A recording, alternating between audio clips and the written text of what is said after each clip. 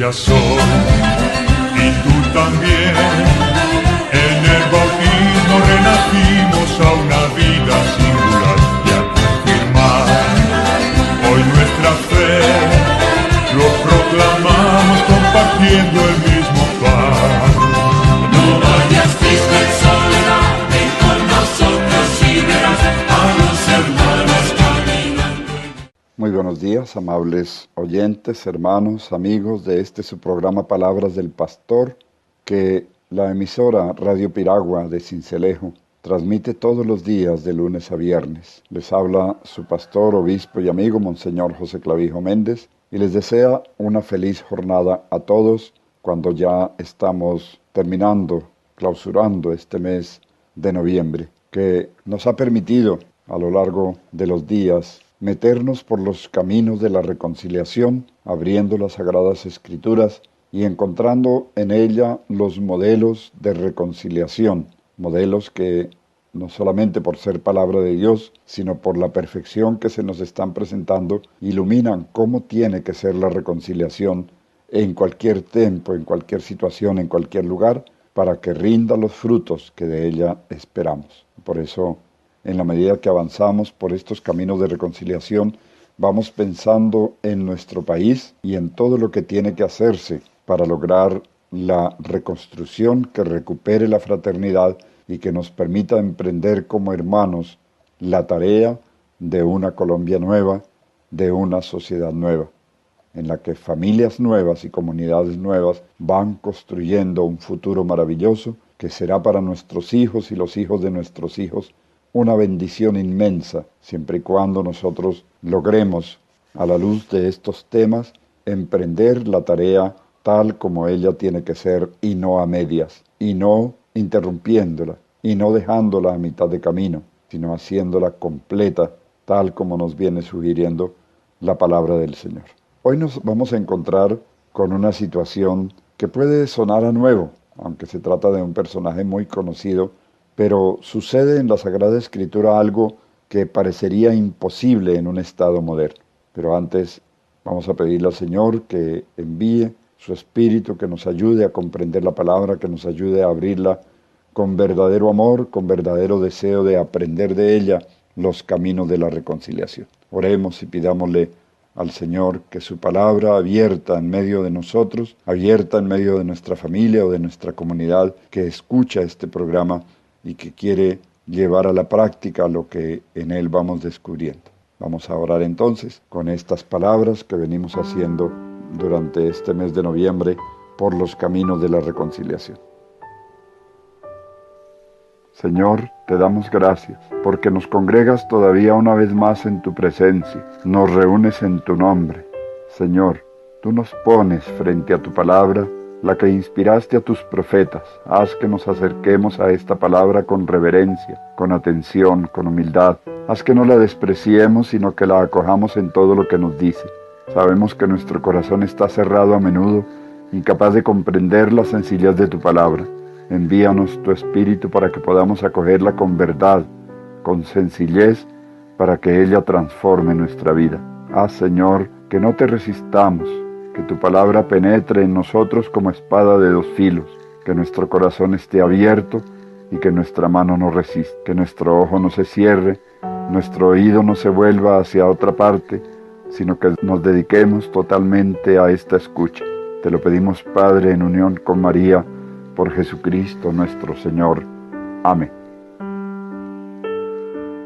Un gobernante emprende el camino de la reconciliación. Vamos a leer primero el texto, pongamos un poquito en contexto. Nos encontramos ya casi 1000 años después de aquellas historias que veíamos en el libro del Génesis, la familia de Adán y Eva, la familia de Abraham, o mejor de Isaac, hijo de Abraham, y la familia de Jacob, los patriarcas del Antiguo Testamento, los constructores de un nuevo pueblo, el pueblo que Dios se construye de la nada, de la matriz muerta de Sara y de la vejez también estéril de Abraham. De allí saca Dios un pueblo, y con ese pueblo va tejiendo una historia que se convierte como palabra de Dios en modelo para todas las historias en camino modelo para todos los caminos. Ya nos encontramos con ese pueblo ubicado en la tierra que Dios prometió a Abraham. Ha pasado la época de la conquista de la tierra, con todas sus historias, sus luchas, sus momentos difíciles, sus momentos de alegría, las traiciones del pueblo, la misericordia de Dios, etcétera, etcétera. Y luego viene la época de la monarquía. Primero el rey Saúl y luego ahora Dios destituye a Saúl y nombra a David, un pastor, como rey de Israel. Estos dos reyes, los dos primeros reyes del pueblo de Dios, Israel y Judá, como un solo pueblo, no se han consolidado del todo. Saúl tiene su parte y David logra finalmente la unificación total de las tribus bajo un solo reino. Sin embargo, Saúl y David son muy diferentes bíblicamente hablando. Podríamos decir que Saúl es el hombre escogido del pastizal, del trabajo del campo, de la familia, elegido para rey, pero Saúl termina apoderándose del poder, termina haciendo del poder que Dios le da su propia interpretación, su propia vanagloria, y Dios rompe con él. Es el hombre que obró no de acuerdo con el corazón de Dios, sino de acuerdo con su propio corazón, es decir, con su propia conciencia distorsionada por los miedos, pero también por la embriaguez del poder. David, por el contrario, es llamado en el libro de los Hechos de los Apóstoles el hombre según el corazón de Dios, es decir, el hombre que logró entender qué era lo que Dios quería y agradó a Dios. Esta expresión parece sorprender, sobre todo cuando terminamos de leer la historia de David y nos damos cuenta que no era tampoco como Jacob en otro tiempo un dechado de virtudes. ¿Qué es entonces lo que distingue a Saúl de David? Bueno, esto habría que estudiarlo con más calma en otro contexto, pero lo cierto es que David, a pesar de sus muchos pecados, tal vez más grandes que los de Saúl, David agradó a Dios. David obró conforme al querer de Dios. Y esta es una gran lección para todos nosotros, pero especialmente una gran lección para los gobernantes. Aquí nos encontramos entonces con el político que encuentra caminos de reconciliación, pero los encuentra en la voluntad de Dios, en la búsqueda sincera de la voluntad de Dios para el pueblo. Bien, vamos a leer el texto que está tomado del segundo libro de Samuel en el capítulo 12, los versículos del 1 al 25. Como decíamos, David comete muchos pecados, pero acaba de cometer un pecado muy grande. Mientras su ejército estaba en la guerra, él decide no ir a la guerra como es deber del rey, acompañar a su ejército en la guerra, liderar para salvar al pueblo de las invasiones o de las amenazas que hay contra la unidad del pueblo. Pero no, él decide quedarse en la casa y manda a su ejército al mando de un general. Y allí hay un hombre que ni siquiera hace parte del pueblo, un hitita de nombre Urías, que tiene una esposa muy bella, pero es un soldado y tiene que irse para la guerra. Y David ve un día bañándose a esta mujer, la esposa de Urías, la desea, la obliga, utilizando el poder que tiene como rey, a acostarse con él. Y esta mujer queda embarazada y manda decir a David que está embarazada. Aquí empieza uno de los pecados más terribles. Su descripción nos ayuda también a comprender cómo suceden los pecados junto con el texto de Adán y Eva, el texto de la caída del primer hombre. ¿Cómo solucionar el lío en que se ha metido? Una mujer que no es suya, sino de uno de sus soldados, que está fiel en el campo, cumpliendo con su deber, mientras el rey no está cumpliendo con su deber de rey.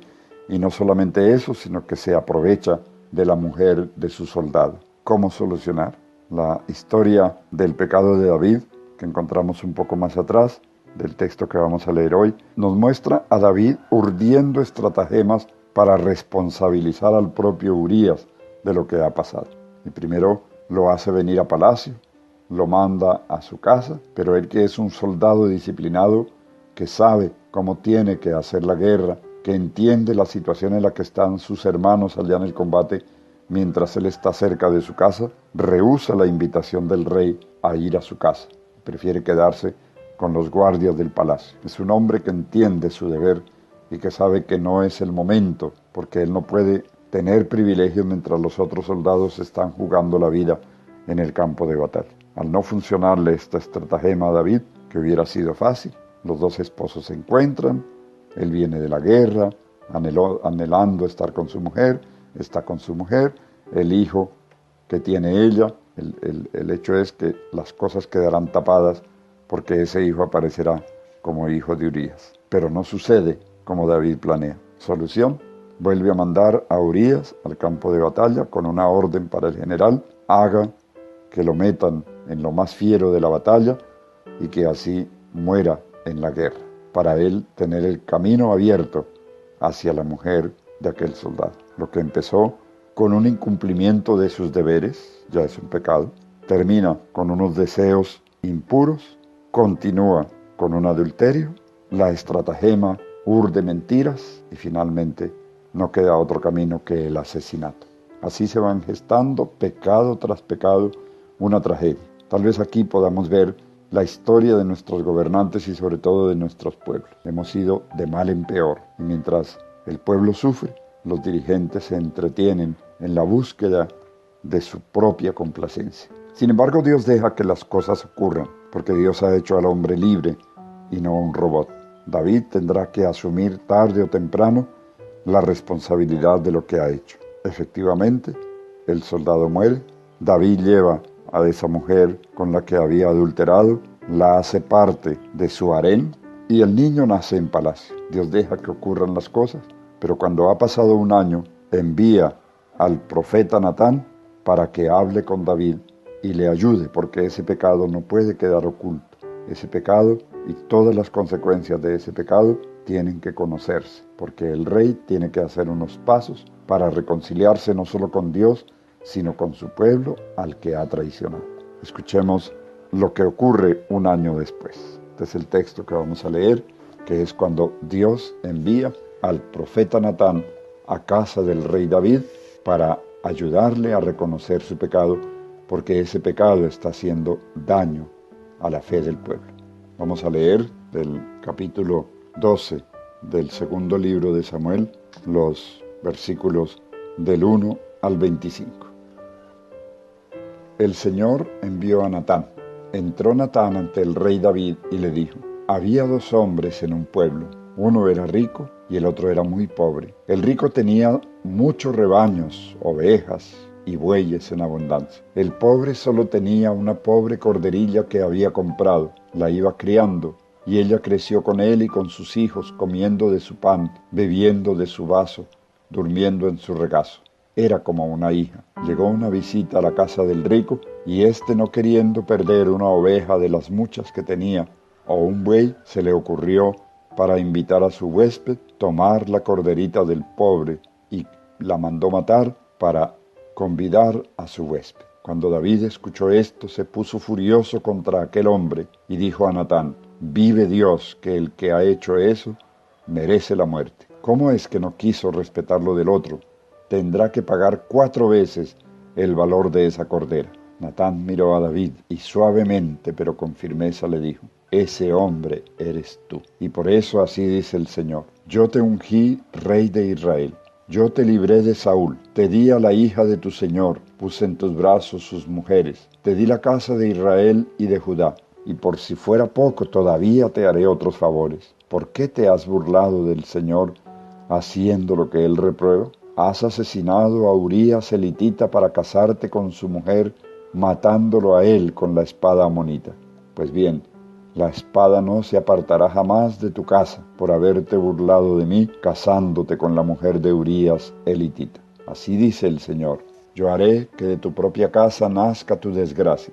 Te arrebataré tus mujeres y ante tus ojos se las daré a otro, que se acostará con ellas a la luz del sol que nos alumbra.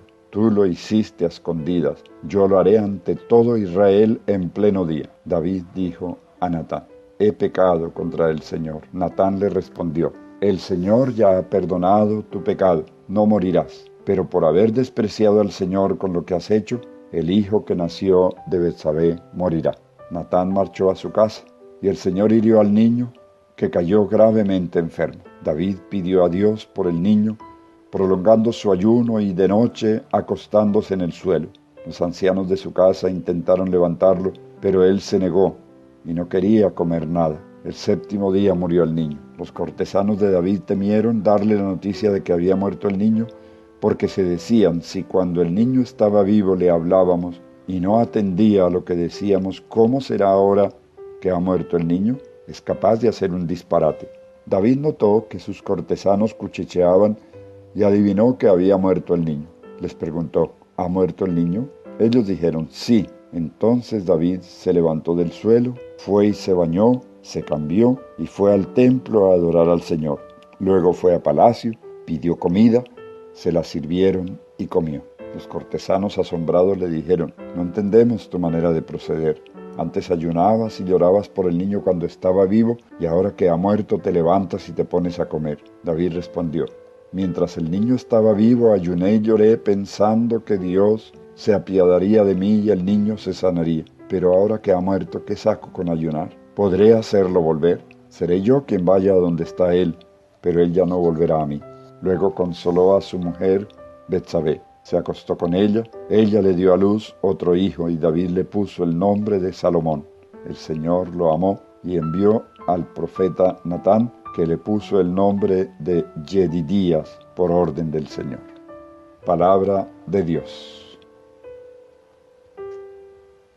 Ahora la experiencia de reconciliación trasciende a la familia y pasa a ser experiencia de un gobernante.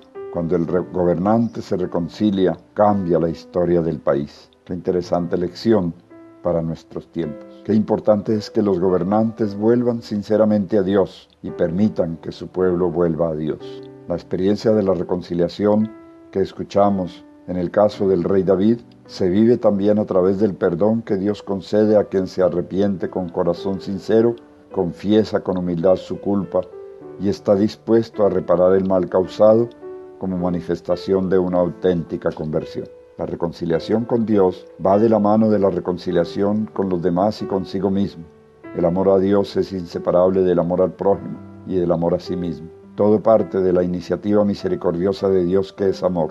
Un amor que purifica y transforma. De parte del pecador se requiere humildad, sinceridad y apertura a la gracia de Dios y a la comunión con los demás. La Biblia nos presenta elocuentes y hermosos ejemplos de esta experiencia. Uno, entre los muchos que aparecen en la historia salvífica del pueblo, es la de David, rey poderoso que aparece en toda su grandeza, no precisamente en sus batallas liberadoras, sino en el reconocimiento humilde de su pecado. Con razón se dice que nunca un hombre es más grande que cuando se pone de rodillas ante Dios. Con un corazón contrito y humillado que Dios jamás desprecia, David se acerca a Dios. En el capítulo 12 del segundo libro de Samuel podemos sacar las principales lecciones paradigmáticas que nos sirven de ejemplo de vida para iluminar el corazón social en que vivimos y son de gran provecho para nuestra vida espiritual. Cuanto fue escrito en el pasado, lo fue para enseñanza nuestra. Una de las funciones de las Sagradas Escrituras es advertir por medio del ejemplo y servir de estímulo para adecuados comportamientos. Nos encontramos en la Biblia que no hay intención de ignorar o justificar los pecados o los defectos de los grandes personajes que jalonan la historia de la salvación. El pecado de David, pecado de adulterio con Betsabé y el consecuente asesinato de Urías, el hitita, constituyen un ejemplo claro de lo que acabamos de decir. Es verdad que existen elementos en la experiencia de David que nos resultan inverosímiles y hasta repugnantes. Sin embargo, él sirvió a su propia generación según la voluntad de Dios. Y en esa generación y la siguiente se destacó como el ideal de los reyes, con el cual proyectaron la figura del Mesías que había de venir y que nacería de la descendencia de David. El rey cuyo corazón agrada a Dios es un rey pecador. Ese corazón agradable a Dios es el corazón de un pecador. Arrepentido, David compone el Salmo 50 que la tradición bíblica coloca precisamente en sus labios. El rey David durante toda su vida fue aprendiendo el desastre del mal, pero sobre todo el poder de la reconciliación consigo mismo, con Dios y con las personas. Toda la vida del rey nos lleva a descubrir que paso a paso él fue el hombre que aprendió a reconciliarse, a perdonar y a suplicar humildemente la ayuda de Dios. El texto que hemos leído Ocurre un año después del adulterio. El rey había tenido tiempo suficiente para arrepentirse, pero no lo hizo. Tiene que venir el profeta a confrontarlo y a echarle en cara su pecado. Es el mismo profeta que había anunciado a David en el capítulo 7 la promesa de Dios. De ti nacerá un rey cuyo reino no tendrá fin. Ahora Natán viene con una misión difícil, peligrosa, y se vale de una parábola, la del rico y el pobre y sus ovejitas, para hablar indirectamente de modo que el rey reconozca su pecado. El primer verbo que aparece es enviar, cuyo sujeto es Dios, mostrando que la iniciativa del perdón y de la reconciliación viene de Dios. En la parábola todo es anónimo, un rico, un pobre, un huésped, una corderilla. El rico simplemente tiene mientras que el pobre cuida, atiende, convive en una relación casi personal y no de mera posesión. David escucha atentamente la narración como un caso que él como rey tiene que sentenciar con autoridad suprema, y lo hace sin preguntar nombres. El profeta da el nombre del rico, del pobre y de la corderilla. Ese hombre eres tú. Tú has despojado y asesinado a Urías. Tú te has quedado con su mujer. El profeta denuncia el pecado y anuncia la condena, conservando la clásica correspondencia entre delito y pena. La parábola usada por Natán es un buen recurso pedagógico para el diálogo. Mientras escucha lo que sucedió, el interlocutor llega a recapacitar y caer en cuenta de la situación concreta, y así sucedió en la parábola, y dio el resultado esperado. Después de la parábola y su interpretación, David dijo: he pecado contra el Señor. Respuesta breve, iluminada por la palabra de Dios. Sin justificarse ni acusar a nadie, se reconoce humildemente pecador, y así lo describe en el Salmo pronunciado, según la interpretación, a causa del pecado con la mujer de Urías elitita. El oráculo añade una dimensión nueva. El Señor asume como propia la defensa hecha a Urías, la cual constituye su mayor gravedad.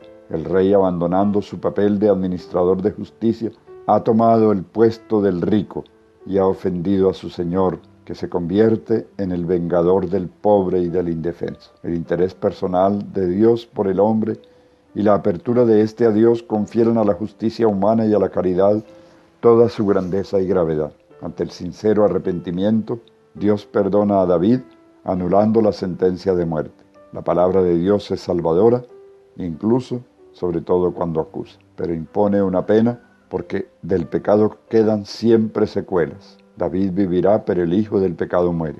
David se acuesta una vez arrepentido con Betsabé, que da a luz otro hijo, a quien ponen por nombre Salomón, que llegará a ser el sucesor de David en el trono de Israel.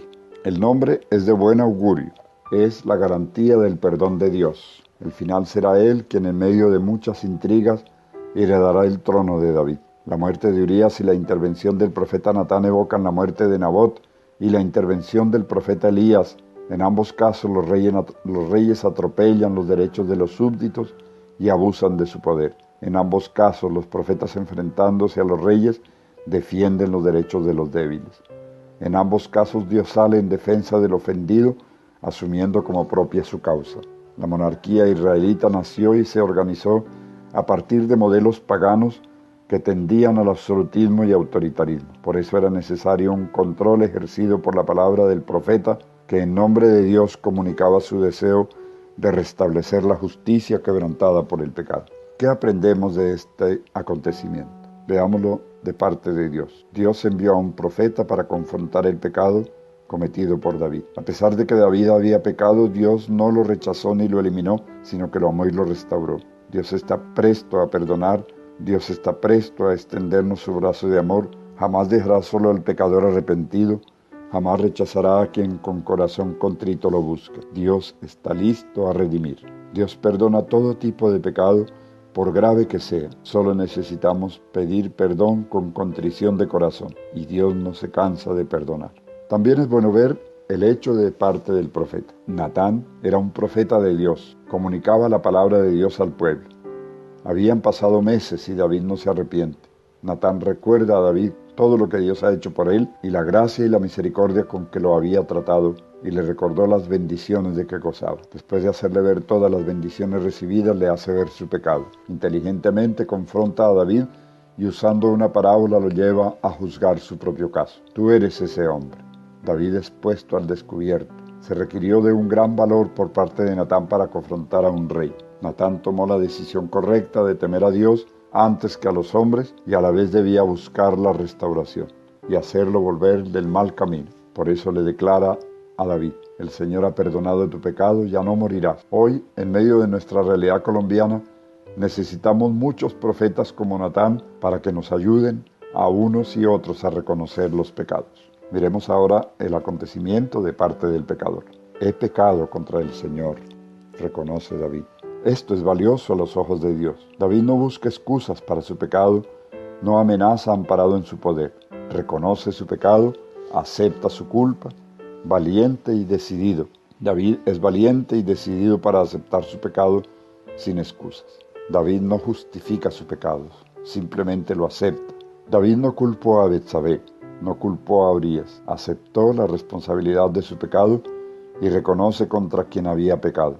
El reto que tiene el pecador es la conversión, arrepentirse, reconocer la culpa, confesar el pecado y apartarse de él para alcanzar de parte de Dios la misericordia y el perdón. El pecado tiene sus consecuencias graves y tenemos que afrontar sus consecuencias. Cuán rápidos somos nosotros para juzgar, cuán rápidos somos para condenar. Con cuánta celeridad emitimos sentencias sin misericordia alguna. Faltos de misericordia, el pecado nos torna inquisidores. Olvidamos lo que hay dentro de nosotros, olvidamos nuestros pecados y solo vemos los de los demás. Nos consideramos limpios y aptos para condenar a otros. Por otro lado, no hay pecado tan grande que Dios no pueda perdonar si hay arrepentimiento sincero.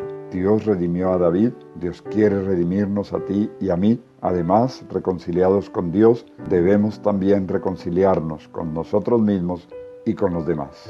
El Espíritu Santo convencerá al mundo de pecado, nos dice el Señor en el Evangelio de San Juan. Vamos, para concluir, a recitar esta oración al Espíritu Santo, pidiéndole que nos ilumine, que podamos también nosotros como David reconocer nuestros pecados y hacer penitencia por ellos. Ven, Espíritu Divino, manda tu luz desde el cielo. Padre amoroso del pobre, don en tus dones espléndido, luz que penetra las almas, fuente del mayor consuelo. Ven, dulce huésped del alma, descanso de nuestro esfuerzo, tregua en el duro trabajo, brisa en las horas de fuego, gozo que enjuga las lágrimas y reconforta en los duelos. Entra hasta el fondo del alma, divina luz, y enriquécenos. Mira el vacío del hombre si tú le faltas por dentro. Mira el poder del pecado si no envías tu aliento. Riega la tierra en sequía, sana el corazón enfermo. Lava las manchas, infunde calor de vida en el hielo. Doma el espíritu indómito, guía al que tuerce el sendero. Reparte tus 7 dones según la fe de tus siervos. Por tu bondad y tu gracia dale al esfuerzo su mérito. Salva al que busca salvarse y danos tu gozo eterno. Amén. Mis hermanos, Dios los bendiga y los acompañe, les ayude a encontrar caminos de reconciliación. Dios bendiga a sus familias, bendiga sus trabajos, bendiga su actividad. El Señor los bendiga, en el nombre del Padre, y del Hijo, y del Espíritu Santo. Amén.